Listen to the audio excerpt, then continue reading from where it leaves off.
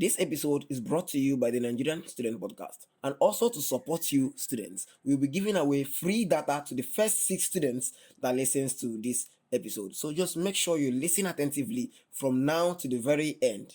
You don't know when we'll be giving the free data. So just make sure you listen attentively so that you get your free data. We all know exam is not the true test of knowledge. This is something that we all say and we brag about it. But as Nigerian students, we got to pass our exams. Yeah, we should pass our exams first of all before we think if it's a true test of knowledge or not. I want to share something with you today, something that will or might change your life. I almost failed the course because of what I'm about to share with you.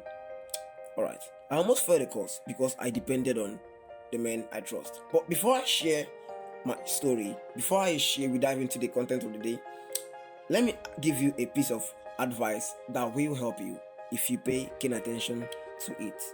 Please, as you read and prepare for your exams, read as if you are the only one sitting for that exam.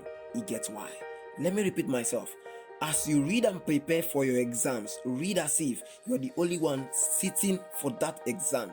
Read as if you are the only one sitting for that exam in that hall. You are the only one inside the hall. He gets why? So that what I experience, you won't experience it. Alright, so now let me ask you a question. For those of us, there are some students that as we are preparing in our mind, we have a set of friends that we've aligned. In my school, we call it cartel friends. Some people call it backup formation. Some people call it formation. We have formation that we've set already in the exam. I have a question for you. If you know you've been setting formations, I have a question for you. Or if you know you plan to set formation, you understand what I mean? I have a question for you. If you read as if you have backup or formation, now let me ask you a question. What if any of these situations happens to you? Now, 1. What if the person or the group of persons you were depending on that day for that course were displaced by the examiners? Let me repeat myself. What if the person or the group of persons you were depending on for that course on that day were displaced by the examiners? 2. What if the person or the group of persons you were depending on is actually depending on you? This one is big wahala. Or worst case scenario, looking for who to depend on, which means they didn't even prepare for the course, but you were actually depending on them, thinking that they will save you. Now the last one is, what if you were left at the altar with your supervisors? Now here's what I mean. What if you sit with the examiners? What will you do? What will you do? Let me tell you my story back in the day when we used to set formations for exams. From secondary school down to higher institution. So I felt that, guy, as you prepare, as you read, try to also carry your friends. If there's something that you can't remember or you couldn't remember, someone will help you remember it. Till I faced something in my 100 level second semester. There was this particular course. I read well. I read as much as I could. But as normal, the former Maxwell, I depended on men. We call it the men I trust. Then, so before we enter the exam, we've aligned already. We've set the formation. Hey, you go there, guy, you will be here. I'll be in your front and you'll be beside my back. That kind of thing. But as we were entering into the hall, so this was actually different. Normally, our exams is once it's exam time, you guys you just walk into the exam hall, fix yourselves, and the examiner will just come, give you question paper, and exam will start. But that particular exam was different. I don't know what really happened. I don't know the spirit that entered these lecturers that day, but I believe you can relate with my story. So, as we were about to enter, the supervisor came in and said, "All of you get out." We are like, "Guy, wahala, chideke, what's this? All of you get out." So, as we all went out, he now brought out our OMR sheet. What we mean by OMR sheet is that sheet that bears your name and its objective. So once they call your range number, you enter. As smart guys now in our department, after doing everything, we entered, and when we entered, I found out that I was the only one sitting at a particular spot where I could not find my friends near me. So I wanted to jabber and go to where I will get connection, when I needed a source, a data connection, an internet, someone that has it, that knows it. But I could not run because the supervision for that day was very, very tight and tough. I was mad at myself.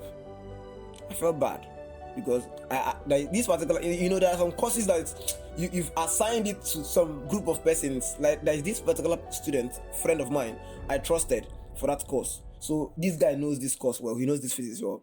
So I felt that guy, just sitting down around this guy, I will pass it. That kind of thing. But when we started, I lost everything. I lost self-esteem. I forgot everything. I lost confidence, and I was like, God, help me. Help me. What am I going to do about this course? So when I started solving, it's physics. So I could solve a couple of them because I just thank God what they said was some of the things I crammed in secondary school. So it was easy for me to solve. I thank God I did them as much as I could. Out of 35 questions, I could solve 20 something. At least I tried. I not try. Clap for me now. I tried. But that taught me a lesson. When I left the exam, I started reflecting. What if I wasn't prepared? I was prepared, but I depended on someone. What if the exam didn't go the way it went? Like, what if the things I wrote, I didn't know them, and I depended on these guys fully? I would have failed this course woefully. I would have really, really failed this course. This is a 2-credit load course. So I had to write it down and tell myself, see, Maxi, next section, you're not going to do this anymore. It was a very tough decision to make. But I told myself, anytime I get the opportunity to speak to students, this is one of the things I will tell them. Please stop seeking information. Now let's get into the content of today. When I made this decision to stop seeking information and depending on myself and God, I learned a lot of things, and I'm about to share those things with you. Please, I beg you, this is not a religious religious podcast, but it's the way to life. It's the way to live as a student. This podcast is to build better students, not mediocre students. So if you want to be a better student, you should apply the things we learn here. You should apply the things I share with you, we share with you here. These are not just mere opinions. These are principles that have been tested and trusted and proven. Now, the first thing I learned is I could defend my results. Because I started fully depending on myself and God in my 300 level. 200 level, it was shady, but when I made that decision, I realized that I could defend my result. Let me tell you a story of a friend. In my 300 level, second semester? Okay, yeah, that was my 300 level? Okay, yeah, 400 level, yeah. In my 400 level, first semester, my core advisor called me and told me I failed the course. And I was like, God, me? No, it's not possible. So he asked me, he told me to go and meet the lecturer and clear myself with him, because I believe he knows that it's not possible me failing that course. So now, when I went, I met the lecturer. I know of someone that also failed the course. The man gave him an F. So when I went and met the lecturer looked at me. He knows me a bit. So he asked me, what did I come for? I told him, sir, my court advisor said I failed your course. So he said it's not possible. That kind of thing, when a lecturer says it's not possible. So after clarification, long story cut short, he gave me an A on that course. I know of a friend, he also had the same issue with me. He failed the course, he got an F.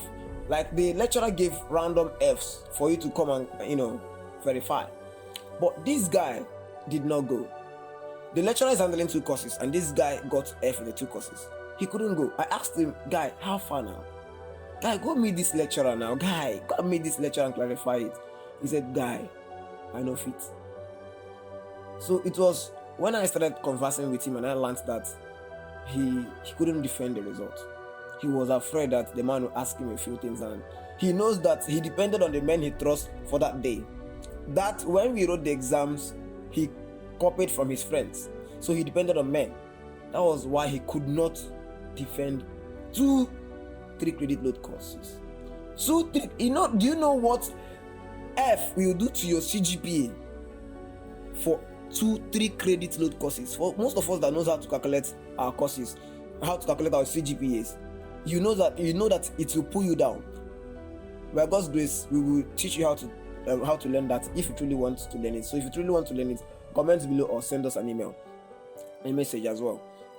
So this guy rewrote these courses. I was like, guy, just imagine if you could defend this thing. You just get your B or your A and move on instead of going. Do you know what it means to rewrite a course?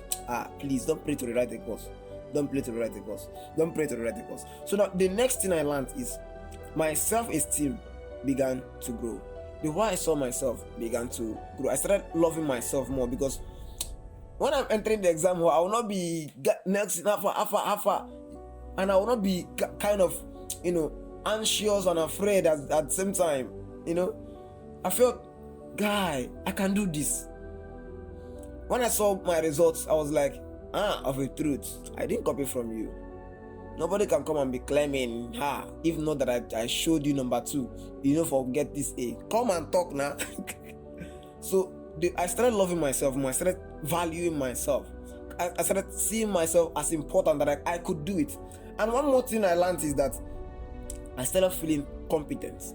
I could do this. Started having this feeling in me that, guy, Maxi, see this result. I know it's not by power, but by the Spirit, says the Lord. I know it's by the special grace of God. Or more, guy, I paid in the work.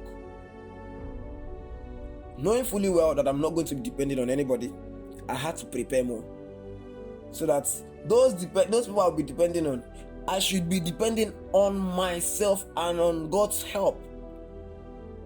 So I could defend my results.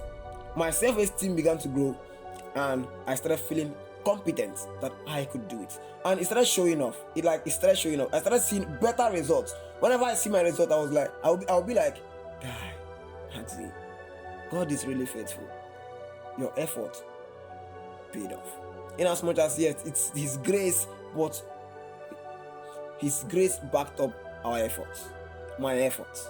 So this is something you should learn today. But now, how did I stop setting this formation? Let me tell you, it's not easy. You can make a decision to stop, but when you have friends that you love, and when you know that too sabi, you are not quite strong in courses, how do you stop setting formations? Let me tell you the secret. The thing is, the truth. I wasn't always like this. I was always afraid that if I stop depending on these friends, I will fail some courses. Because I know back then I wasn't strong in some courses, like all these language courses, French, German. Physics, I was good, but there are levels to this. There are people that, guy, you will feel that God gave them this grace in these courses. So I felt that if I stop, my friends will hate me, that I'm not going to be showing them, I won't be asking them. But now, when I was made a leader in the fellowship, Anglican Student Fellowship, if you know you are an Anglican Student Fellowship member, an ASFite, thumbs up for you, bro, or sis, or comrade. It was clear to me that, see, Maxi, you shouldn't be doing this. Normally, as a Christian, you shouldn't be doing this because it's against the standard of the examination. It's against the rules. It's called examination malpractice. You can't come and crucify me, because in this podcast, we will share the truth to you, tell you the truth how it is. We're not going to be painting it. Exam malpractice is sin. Mbo, it's sin. Depending on people, it's sin. It's sin. Okay. So now it was clear to me. Why? Because our exams, we normally write it with other persons, like other departments, other levels. So what if now, as a leader, because I was the PRO by God's grace, Then what if as a leader I was doing formation, asking people in exam hall, with asking my friends in exam hall, and a fellowship member that is looking up to me as a papa in the fellowship. When if you're in fellowship, you know what it means to be a papa. As a papa of the fellowship, you now see me asking Nelson. The person automatically, because of the standard I set in the fellowship, will assume that this is the right thing to do. So I asked some people that I was learning from, that got first class. What should I do about this? How did they overcome it? Their first class, they got it depending on themselves and on God. And there are persons that when they tell you things like this, you believe them because you know that they're saying the truth. I told myself, see Maxi, no matter what happens, you're going to make the decision. If you fail, you fail honorably. So, but I was afraid telling my friends. So as I was going to the exam that day, the first exam, that was my 300 level, first semester, I prayed, God, please help me. As I'm about to tell my friends, help me. So I told my closest friend, my roommate, see guy, as we enter this exam hall, don't ask me, I won't ask you. I was waiting for a fireful response, but he understood me and said, no wahala, no problem. At that point, I felt relief. I was like, God, thank you very much. You've helped me. But how about the other friends that I had? As I entered, I told them, see, this is now my new standard. Before the exam, we are friends, but inside the exam hall, I don't know you, you don't know me. Most of us will be like, guy, you are wicked, but that was a standard I needed to keep. One, because I was a leader, and two, because of it's the right thing to do. It is the right thing to do. To defend my faith, it is the right thing to do. So please, don't rely on anyone other than God and yourself. See, this formation thing has made a lot of persons not believe in themselves. Most of us, we can do these things. It's not difficult. I know persons that made this decision and they are doing well. Like, they are doing well. People that I used to copy from. My God.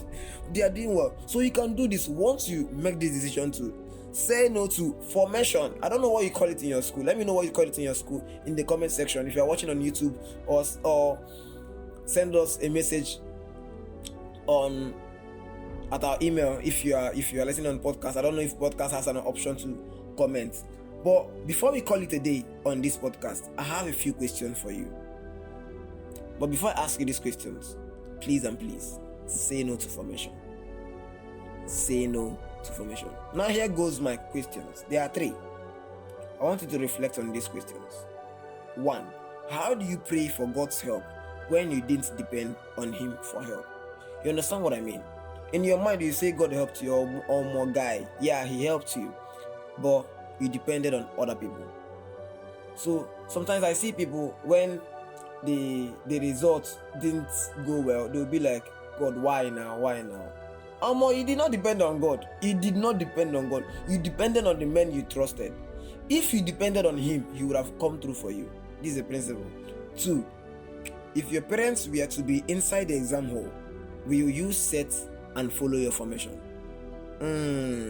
Most of us if my father were to be inside the exam hall, now you be formation. And the third question goes like this. Think about it. Why don't you believe you can pass your exams yourself? You can forward your answers to the Nigerian Student Podcast at gmail.com if you want. And also, I would love to know your thoughts and advice and opinion about this formation stuff. Is it something that you use? Is it something that you despise? Let us know in the comment section, and also send us your email, the Nigerian Student Podcast at gmail.com. This is the second episode of Why Do Students Fail Courses. Hope you enjoyed it and it blessed you. For more episodes, make sure you subscribe to our YouTube channel and Spotify. If you have any question, contribution, suggestion, partnership and everything, please message us at the Nigerian Student Podcast at gmail.com. We can't wait to hear from you, because we are all here and part of this community. We want to build a community of students where we can discuss and learn from and know what you are going through, your challenges and all those stuff. See where we can help out and where we can give an advice about. So now, I believe you are still waiting for your data. For those of you that are still listening till this very moment, don't worry. To get your free data, just kindly, gently follow these 2 steps. Step 1, share this episode on your WhatsApp status and your departmental group. Please, 1, share this episode on your WhatsApp status and your departmental group. 2, take a screenshot of what you just did and forward it with your name, phone number, network, and school to our Gmail account, the Nigerian Student Podcast, and wait for your free data. Thank you so much for joining us today, and don't forget, please, stop setting formation and believe in yourself. You can do it. See you next Saturday.